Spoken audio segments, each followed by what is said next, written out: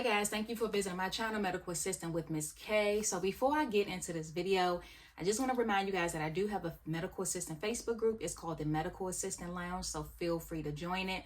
Also, check out my medical assistant t-shirts. I'll leave the link down below, but the site is just simply shopwithmissk.com.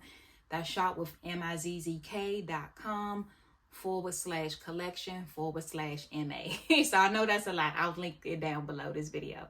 So anyway, somebody asked a question in my group about some tips on working in cardiology. Like, what are some things that they could expect? So of course, you guys already know, working in cardiology, you're going to be doing a lot of EKGs. So if you know that is something that you need to work on, if you are in school and you want to go into cardiology, make sure you're on point with your EKGs. If you maybe been out of school for a while and you need to get brushed up, you know, maybe watch some videos. If you haven't been out that long, maybe see if your school will allow you to come get brushed up. I know my former school, we would allow students, any student that graduated from our school, if they needed to come brush up on skills, they could do that. So maybe check with your school, the school that you went to see if you can go get brushed up on those skills, okay? So try that. But you definitely want to make sure you know how to do your EKGs. Now, one of the biggest mistakes I see with people when they're doing EKGs is mixing up V1 and V2, left leg, right leg, and vice versa. So be careful. So you want to, of course, when you're working your patients out, you want to be in and out because you're going to have patients in the waiting room, right? Doctor's going to be waiting on the patients. You got to keep it moving, especially if you're working in a busy practice, okay? You got to keep it moving. So you want to move quickly, but you also want to be careful. So as long as I have been in this field, I've been in this field for 18 years.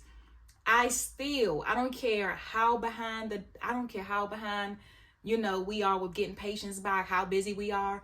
Every single time I do an EKG, because I do, at the time of this recording, I do work in a cardiology office, PRN, you know, so I just go in when they call me. If I can go, I go. If I can't, I can't. But when I do go, I'm doing EKGs, right? So every single time, right before I hit that start button to do that EKG, I look over it one more time, literally. I go 1, 2, V2, left leg, right leg, literally every time. Because even as long as I've been doing this, there have been times that I was moving too quick, and then I print the EKG and I realize it's backwards. Because once you start doing EKGs and a lot, you'll realize you'll be able to look at the EKG and tell that you misplaced one of the electrodes. So just be careful with that. Make sure you remember your right is your patient's left and vice versa. Another thing, blood pressures. So I just recently mentioned that in another video. Manual blood pressures. Now, of course, you most likely will have the blood pressure machine, right? But you need to make sure you are efficient with checking your manual blood pressures. You should be already knowing how to check manual blood pressure, but when you are in a cardiology practice, because this blood pressure is one of the things, and you know, primary care and everything too, they do follow the patient's blood pressure, but especially in cardiology, right? So you may even work with a provider that do not want you to use the machine at all, right? I've worked with providers like that. They don't want the machine. They only want manual blood pressure. So you want to be prepared for that. So that, again, that's something you need to brush up on. Maybe you've been out of school for a while and every office you've worked in since then has had a blood pressure machine, and you have not had to do a manual blood pressure. Again, you want to get brushed up in that, okay? Because the thing is, even if you're using a blood pressure machine, an automated machine, if the reading is high, you still need to check it manually anyway to confirm, right? If it's too low, you still need to check it manually to confirm that it's that low, right? So that is non-negotiable. You have to know how to check blood pressure. Another thing you may have to do finger sticks. If patients are on are on blood thinners, which you want to see a lot of patients on blood thinners.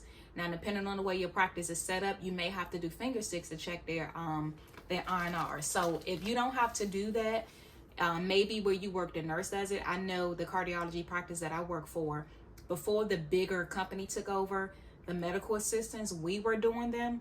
And then once the bigger company took over, they have the nurses do them. So again, it depends on where you work, but just be prepared that you may have to do those finger sticks. Another thing, Holter monitors and event monitors, be prepared to place those. You know, Holter monitors, they can be worn anywhere from 24 to 48 hours, right? Some even maybe Some Holter monitors go up to 72 hours as well, but for the most part 24 to 48 hours. Event monitors 3 days and up, right? Or anywhere from 3 days to like 30 days. So be prepared for that. And then stress tests. So again, this is another thing that's going to depend on where you work. The practice that I work at, PRN, before the bigger company took over, medical assistants were able to do stress tests. Once they took over, they said no, only nurses. So it just depends. So again, EKGs, definitely you're going to be doing those all day. Manual blood pressures, possibly finger sticks, possibly stress tests. And then of course, you know, prescription refills and things like that, your administrative stuff, maybe even making appointments. Just depends on how your office is set up. But as far as the clinical side, the EKG, manual blood pressure, finger sticks, and stress tests. Oh, and the Holter and event monitors. Just know that most likely you're going to be doing those. Okay, so I hope that this video was helpful.